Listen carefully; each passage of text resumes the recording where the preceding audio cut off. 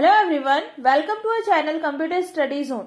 आज का हमारा टॉपिक है डेटा स्ट्रक्चर। जैसे कि आप सभी को पता है, बेसिक कंप्यूटर इंजीनियरिंग हम पूरे एक प्लेलिस्ट कवर कर रहे हैं जिसमें हमारे कुछ थोड़े ही टॉपिक बचे हुए हैं। उसका आज जो हमारा टॉपिक है वो है डेटा स्ट्रक्चर।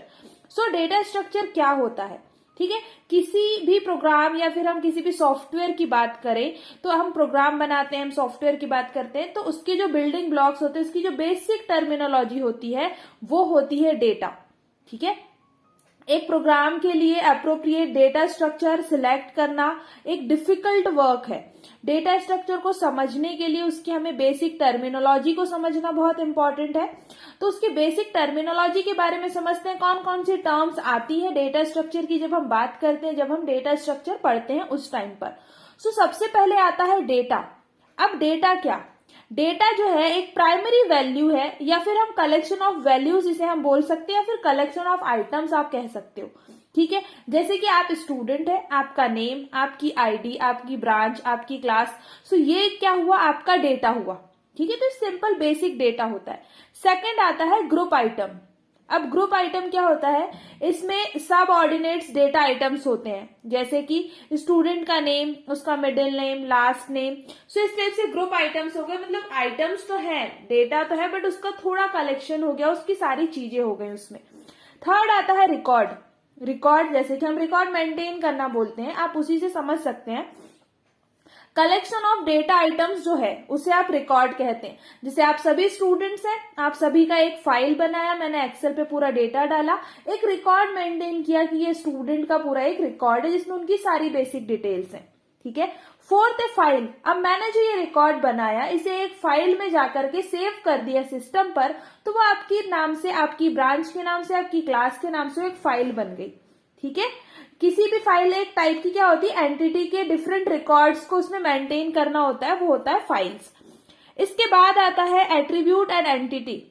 एंटिटी कुछ आइटम्स की क्लास को रिप्रेजेंट करती है जिसमें डिफरेंट एट्रीब्यूट्स होते हैं।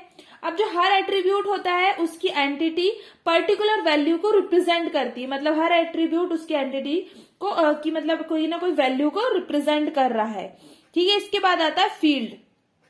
फील्ड क्या है, ये एक एंटिटी के एट्रीब्यूट को रिप्रेजेंट करती है, ठीक है।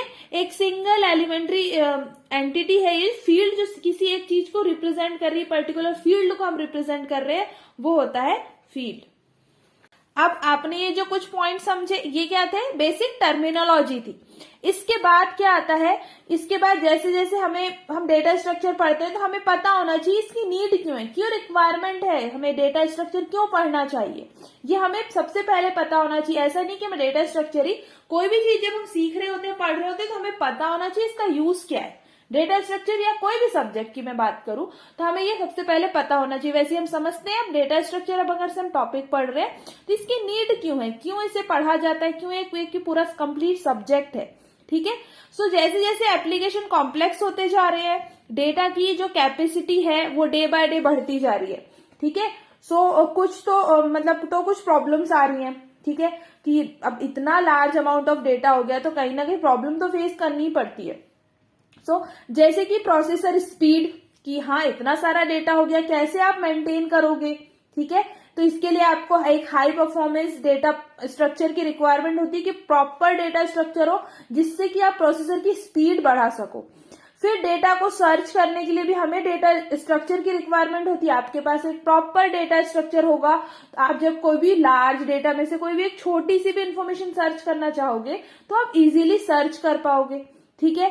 मल्टीपल यूजर डेटा सर्च करते हैं, एक ही टाइम पर बहुत सारे डेटा जो है वो सर्च होता है, तो वो भी इजी हो सकता है इसकी हेल्प से, इसीलिए हमें डेटा स्ट्रक्चर की रिक्वायरमेंट है। चलिए इसके बाद हम बात करते हैं एडवांटेजेस की, कि डेटा स्ट्रक्चर के क्या एडवांटेजेस हैं। तो सबसे पहले आता है इफिशियंसी, जो कि राइट डेटा स्ट्रक्चर पर डिपेंड करता है कि उसकी इफिशियंसी कैसी है, अच्छी है या नहीं है। तो जितना अच्छा आपका डेटा स्ट्रक्चर फॉर्म में होगा उसकी इफिशियंसी उतनी ही अच्छी होगी। इसके बाद आता है रीयूजेबिलिटी, जिसे हम अदर प्लेस पर भी हैं, कहीं पर भी हैं, तो हम उस डेटा को यूज कर पा रहे हैं। इसीलिए अगर से हमारे पास एक प्रॉपर डेटा स्ट्रक्चर होगा तो उसका एक एडवांटेज ये भी है कि हम फिर से उसे यूज कर सकते हैं। थर्ड आता है एब्स्ट्रैक्शन। एब्स्ट्रैक्शन का मतलब क्या होता है कि आप आपकी कोई भी जो डेटा है ना, उसकी जो फंक्शनैलिटी शो करने के लिए हमें डेटा स्ट्रक्चर का यूज करना होता है। आपने जो भी आप डेटा स्ट्रक्चर है, ठीक है, आपका डेटाबेस में कंटेंट पूरा रखा हुआ है, डेटा रखा हुआ है, बट उसकी फंक्शनैलिटी को आपको शो करना है, तो वो भी फंक्शनैलिटी हमें दिखना चाहिए कि आपको किस फोल्डर से, किस ब्लॉक से आपको डेटा निकालना है, देखना है। तो ये जो होता है, ये होता है आपका एब्स्ट्रैक्शन। इसके बाद हम समझते हैं डेटा स्ट्रक्चर का क्लासिफिकेशन, कि डेटा स्ट्रक्चर का क्लासिफिकेशन क्या है। तो आप एक कंप्लीट चार्ट देख रहे होगे, इसमें आप कंप्लीटली समझ पाओगे कि इसको किस टाइप से क्लासिफाई किया गया है। सबसे पहले आप देखेंगे इसे 2 टाइप में डिवाइड किया हुआ है, primitive data structure and non primitive data structure. ये जो प्रिमिटिव डेटा स्ट्रक्चर है, ये डायरेक्ट मशीन इंस्ट्रक्शन से ऑपरेट होता है। मतलब कि कोई मशीन इंस्ट्रक्शन आपने दिया, कोई कोड आपने दिया, और वो जो डेटा था वो प्रोसेस होने लगा। बट जो नॉन प्रिमिटिव डेटा स्ट्रक्चर है, ये मशीन के इंस्ट्रक्शन से ऑपरेट नहीं होता है। ठीक है, अब मशीन के इंस्ट्रक्शन से ऑपरेट नहीं होता है तो और कोई टेक्निक होती होगी। तो इसके 2 टाइप फिर से आप देख सकते हैं, एक है लीनियर, दूसरा है नॉन लीनियर। सो लीनियर डेटा स्ट्रक्चर जो है, ये डेटा आइटम्स को लीनियर फॉर्म में स्टोर करता है। मतलब एक सीक्वेंस आप बोल सकते हैं, एक के बाद एक फॉर्म में डेटा स्टोर होगा। ठीक है, इसमें अब इसके टाइप आ गए। सो लीनियर में क्या है, अरे। अरे क्या होता है, collection of similar kind of data is known as अरे। मतलब कि एक से टाइप का जो डेटा है, जो सेम टाइप का डेटा है, उसका जो कलेक्शन है उसे आप क्या कहते हैं, अरे कहते हैं। जिसमें आ जाता है कैरेक्टर, इंटीजर, फ्लोट, डबल, ये सारी चीजें अरे के अंदर आ जाती हैं। अब लीनियर डेटा स्ट्रक्चर का सेकेंड और टाइप आपको दिख रहा होगा, लिंक लिस्ट। लिंक लिस्ट मतलब क्या, एक दूसरे से लिंक होना। आप कोई भी, आप मेमोरी में कोई भी डेटा यूज कर रहे हैं, उसमें लिस्टेड फॉर्म में डेटा जो स्टोर है, पूरी जो मेमोरी में डेटा है, वो उसमें एक दूसरे से वो कनेक्टेड होते हैं, जिसमें नोड्स होते हैं। तो जो प्रीवियस नोड होगा वो उसके बाद वाले नोड से कनेक्ट होगा। मतलब कि आपका जो डेटा है वो लिंक होता है। तो ये क्या हो गया, लिंक लिस्ट। इसके बाद आता है स्टैक। अब स्टैक मतलब क्या, सीढ़ियां आपने देखी है, वो स्टेयर्स होती है। स्टैक्स आप उसी वे में थोड़ा सा समझ सकते हो, स्टैक्स कैसा। अब आपको इंसर्शन करना है, डिलीशन करना है। इसमें 2 चीजें होती है, एक इंसर्शन प्रोसेस होती है, एक डिलीशन प्रोसेस होती है। अब इसे और थोड़ा इजी वे में मैं समझाऊं आपको स्टैक, तो इसमें जो आप देख रहे होंगे कि प्लेट्स रखी हुई है, एक के ऊपर एक प्लेट्स रखी हुई है। अब जो आपने सबसे आखिरी में टोटल 10 प्लेट्स थी, ठीक है, सब में 1 2 3 करके नंबर डला हुआ था। सबसे ऊपर पे आपने रखी नंबर 10 की प्लेट। तो सबसे ऊपर रखी मतलब कि सबसे लास्ट में रखी उसको, लेकिन जब आप यूज करोगे तो सबसे पहले उसी को उठाओगे। आप ऐसे नहीं सोचोगे नंबर 7 से एक निकाल लेते हैं, सबसे टॉप में जो होती है हम वही निकालते हैं। एक प्रॉपर मेथड तो यही है ना। तो जो प्लेट जो लास्ट में हमने उस पर रखी थी, उसे हमने सबसे पहले यूज करी। मतलब कि इसमें 1 डायरेक्शन में काम हो रहा है। आपने पहले एक बार रखी, फिर उसी डायरेक्शन में उसे निकालना शुरू किया। ठीक है, तो एक तो चीज ये हो गई स्टैक में कि ये 1 डायरेक्शन में होता है। ठीक है, इसमें इंसर्शन और डिलीशन प्रोसेस एक ही साइड से होती है। ठीक है, अब इसमें जो ये लास्ट में हमने 10वें नंबर की जो 10 नंबर की प्लेट थी, वो सबसे लास्ट में रखी, लेकिन सबसे पहले हमने उसे उठाई। मतलब कि लास्ट इन फर्स्ट आउट का भी कॉन्सेप्ट स्टैक में लगता है। अब इसके बाद आता है, ये हम बात कर रहे हैं लीनियर डेटा स्ट्रक्चर की, इसी में आता है क्यू। अब क्यू मतलब क्या, आप एक सभी स्टूडेंट एक क्यू में खड़े हो जाओ, एक लाइन से खड़े हो जाओ। ठीक है, जनरली आपने ये वर्ड सुना है, सेम ऐसे ही क्यू है। इसमें क्या होता है कि आप सभी स्टूडेंट एक सीक्वेंस में खड़े हैं। ठीक है, सो आपको बोला जाएगा कि आप जो सबसे पहले स्टूडेंट्स हैं, एक लाइन से आप रोल नंबर वाइज खड़े हो गए। लेकिन आपको रोल नंबर वाइज जब आप खड़े हुए तो सबसे पहले तो 1 रोल नंबर वाला स्टूडेंट सबसे सामने था, और जब आगे बढ़ने बोला गया कि आपको इस प्लेस से दूसरी प्लेस जाना है और सीक्वेंस में जाना है, तो जो फर्स्ट रोल नंबर वाला था वही आगे बढ़ता गया। ठीक है, सब उसको फॉलो करते गए। तो यहाँ पर क्या हुआ, फर्स्ट इन फर्स्ट आउट। जो स्टूडेंट सबसे पहले जाके लाइन में लगा था वही सबसे पहले बाहर जाएगा। ठीक है ना, तो ये वाला जो कॉन्सेप्ट है ये लगता है क्यू में। इसमें एक होता है, एक फ्रंट होता है, एक रेयर होता है। मतलब कि अगर से 10 स्टूडेंट है तो रोल नंबर 1 जो होगा वो फ्रंट होगा, और जो रोल नंबर 10 है जो आखिरी में वो रेयर होगा। ठीक है, तो ये होता है क्यू का कॉन्सेप्ट। सो ये जो आपने टाइप समझे ये हो गए लीनियर डेटा स्ट्रक्चर। अब हम समझते हैं नॉन लीनियर डेटा स्ट्रक्चर के बारे में। इसके जो टाइप की अगर से हम बात करें, पहले इसकी डेफिनेशन की बात करते हैं। लीनियर डेटा स्ट्रक्चर क्या था, एक सीक्वेंस में था, प्रॉपर अरेंज था, बट नॉन लीनियर जो है ये अरेंज नहीं होता, सीक्वेंस में नहीं होता है ना, इसे कहते हैं नॉन लीनियर डेटा स्ट्रक्चर। अब इसके टाइप की अगर से हम बात करें तो सबसे पहले आता है ट्री। आप सभी ने ट्री देखा है। ट्री में क्या होता है, एक नोड होता है, ब्रांच होती है, ब्रांच नोड तो छोड़ा, आप पहले देखो ब्रांचेस है, डिफरेंट ब्रांचेस है। ऐसे ही सेम ट्री होता है जिसमें एक रूट होता है, ठीक है। रूट के बाद उसकी लीव्स होती हैं, उसकी अलग अलग ब्रांचेस होती हैं। सेम यही कॉन्सेप्ट है। और इसमें आप देखेंगे पेरेंट मतलब चाइल्ड पेरेंट रिलेशनशिप टाइप से इसे एक्सप्लेन किया जाता है। एक पेरेंट नोड होता है, फिर उसके बाद चाइल्ड नोड होता है, सब चाइल्ड नोड होता है। इस टाइप से इसका पूरा एक हायरार्किकल स्ट्रक्चर होता है ट्री का। बट जो सेकंड टाइप है ग्राफ, ठीक है। ग्राफ में क्या होता है कि अलग अलग एजेस होती हैं जो एक दूसरे से कनेक्टेड होती है और एक दूसरे को रिप्रेजेंट करती है, एक दूसरे के जो एलिमेंट्स होते हैं उन्हें रिप्रेजेंट करती है। और इसमें एक और चीज क्या होती है कि ये साइक्लिक फॉर्म में होती है, एक दूसरे से सभी पूरी कनेक्टेड होती है। सो ये हो गया ग्राफ। तो ये दो जो टाइप हुए ये कैसे हुए, नॉन लीनियर हुए। अब आप खुद ही देखो ट्री कैसे ऐसा पूरा फैला हुआ है, ठीक है, इसमें कोई सीक्वेंस नहीं है।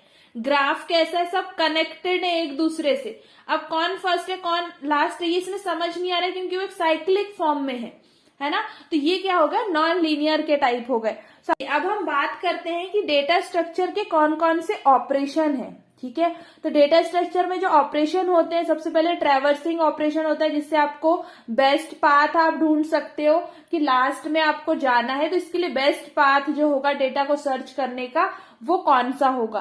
डेटा को इंसर्ट करने के ऑपरेशन होता है, इसमें कि आप डेटा इंसर्ट कर सकते हो, डिलीट कर सकते हो, आप डेटा को सर्च कर सकते हो, डेटा को सॉर्ट कर सकते हो, डेटा को जो अननेसेसरी जो डेटा है जो यूज नहीं होता आप उसे रिमूव करके आप सॉर्टिंग टेक्निक्स अप्लाई कर सकते हो, जिससे जो डेटा स्ट्रक्चर है इन सारे ऑपरेशन को आप परफॉर्म करके एक प्रॉपर वे में आप डेटा स्ट्रक्चर को मैनेज कर सकते हो।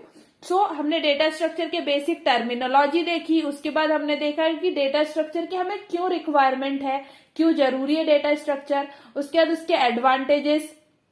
फिर आपने ये पूरा एक चार्ट जो आपको एक इमेज थी ये आपने पूरी समझी कि प्रिमिटिव नॉन प्रिमिटिव क्या होता है, लीनियर नॉन लीनियर में कौन कौन सी चीजें आती हैं, ठीक है। इसके बाद कि डेटा स्ट्रक्चर में ऑपरेशन कौन कौन से होते हैं।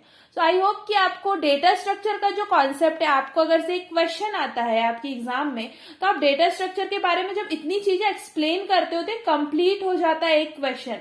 मैं एक सब्जेक्ट की तो बात नहीं कर रही but what is data structure explain in detail. आपको सिंपल ये क्वेश्चन आता है तो आप इसको इतने डिटेल में बहुत अच्छे से एक्सप्लेन कर सकते हैं इतनी देर में। आई थिंक आप इसे जब एक दो बार और सुने और समझें तो आपको ये चीजें याद हो जाएंगी जिस सीक्वेंस में मैंने आपको बताया है।